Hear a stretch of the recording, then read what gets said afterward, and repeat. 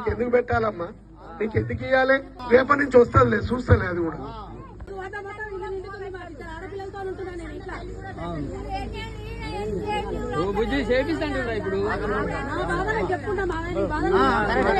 ఉండను ఉండను ఏమో మాట్లాడుతుంది కదా పెద్ద మనిషి. ఏమి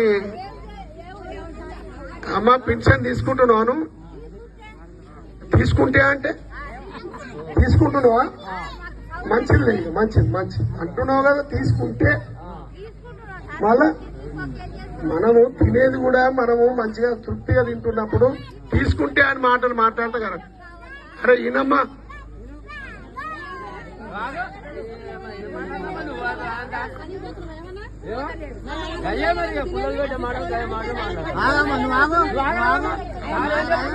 కృతజ్ఞత లేకుండా, పెట్టినోని మీద గౌరవం లేకుండా నీకు ఎందుకు పెట్టాలమ్మా, నీకు ఎందుకు ఇవ్వాలి? వెనకడ 200 రూపాయల పింఛన్ ఇస్తే గొప్ప ఉండే, ఇప్పుడు 4000 రూపాయల పింఛన్ ఇస్తే అయితే ఏందట ఏంది అని మాట్లాడుతున్నావు. రేపటి నుంచి వస్తుందిలే, చూస్తలే అది కూడా.